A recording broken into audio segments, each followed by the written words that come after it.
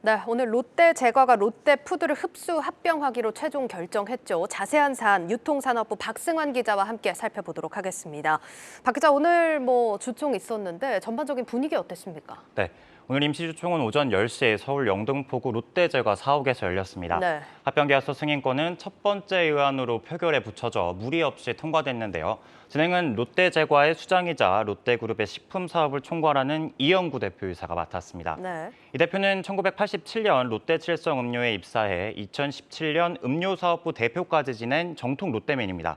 2020년에는 롯데칠성음료의 통합대표에 올라 음료와 주류로 쪼개져 있던 사업 분야를 합쳐 회사 실적을 끌어올린 인물로 평가받습니다. 알겠습니다. 좀 본격적으로 들여다볼 텐데 우선 왜 합치는 겁니까? 네, 롯데제과가 합병 배경으로 내세운 것을 정리하면 세 가지로 압축됩니다. 네. 이 중 가장 직접적인 원인은 빈과 경쟁사 대형화, 즉 빈그레 때문입니다.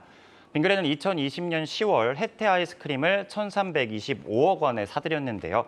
당시 인수로 시장 점유율을 확대해 롯데제과를 꺾고 업계 1위에 올랐습니다. 롯데제과와 롯데푸드는 빈과 사업을 그동안 따로 펼쳐왔는데 예. 이번 합병으로 빈그레에 뺏긴 선두 자리를 되찾아올 것으로 예상됩니다. 그러니까 결국은 몸집을 키우기 위해서 이렇게 합병을 단행했다라는 건데 롯데제과와 롯데푸드 아이스크림을 따로 만들고 있었나 봐요? 맞습니다.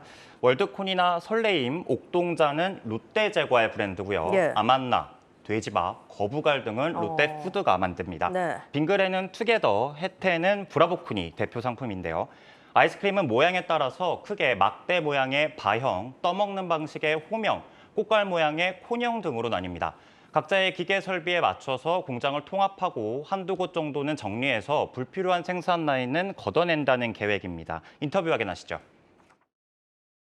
조직을 합병하면서 생산 라인과 물류 네트워크의 재배치를 통해서 운영 효율성을 높여 나간다는 방침입니다. 장기적으로는 현재 영등포, 대전, 양산, 천안에 있는 4개 공장 중에 한두 개의 빈과 라인을 통합하는 방안에 대해서도 검토하고 있습니다.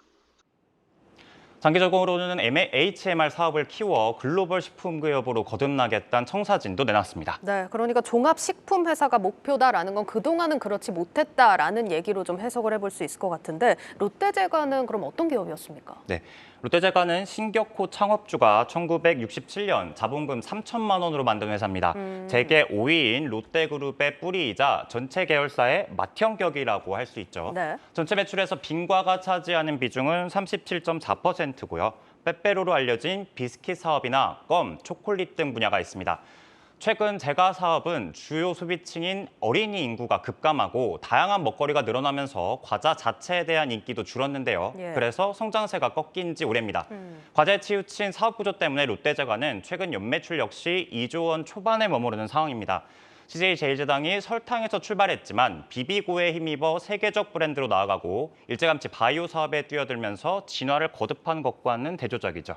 알겠습니다. 과거 롯데 하면 국내 1등 식품 회사로 또 기억이 되긴 하는데 사실 CJ에 밀려난 지 오래인 상황입니다. 체면 찾기 위해서 일단 이런 사업 합병을 좀 단행했다 이렇게 봐야 될 것 같은데 효과가 있을까요? 가장 중요하겠죠. 그렇죠. 그러면 롯데푸드가 어떤 기업인지 좀 다시 한번 살펴볼 필요가 있습니다. 네. 롯데푸드는 삼성 창업주인 이병철 회장의 친형인 이병각 회장이 1958년 세운 일동산업으로 출발했습니다. 1962년 우리나라 최초의 대량 생산 아이스크림인 삼강 하드를 만든 주인공으로 1977년 롯데그룹에 인수됐는데요. 롯데푸드는 빈과 사업 외에도 B2B에서 강점을 가졌습니다. 마가린이나 식품용 유지를 만들어서 식품업체에 제공하는 분야의 매출이 제일 큰데 회사 내에서 시험을 통과하면 유지 명인 자격증까지 줄 정도로 자부심이 크다고 합니다. 두 회사 모두 유제품을 주요 원재료로 쓰는 만큼 합병을 하면 구매 단계에서 생산 재료들을 대규모로 사들일 수 있어 매입 단가를 낮추고 물류 비용도 아낄 수 있다는 계산도 깔려 있습니다. 아직 구체적인 내용이 결정된 게 없어서 비용을 얼마나 줄일 수 있을지는 알 수 없지만 1분기 영업이익 급감의 원인이 원재료 때문이었던 만큼 실적 개선에는 확실한 보탬이 될 것으로 보입니다. 네, 알겠습니다. 자, 그러면 이번 이 합병 회사 투자 가치가 있을지 증권가에서는 어떻게 보는지 짧게 짚어주시죠. 네, 지난해 연말 기준으로 따져봤을 때 롯데제과의 연매출은 3조 8천억 원에 달해 단번에 식품업계 선두권 도약이 가능합니다. 식품 사업 연매출만 10조 원에 달하는 절대 강자 CJ 제일제당을 제외하면 3조 5천억 원 수준인 동원 F&B나 대상을 꺾고 2위에 자리합니다. 합병 이후 새우 발행되는 주식은 7월 20일부터 거래가 시작될 예정인데요. 하나금융투자는 예상 상장 시가총액이 1조 수준에 불과하다며 합병 롯데제과가 현저한 저평가 상태라고 분석했습니다.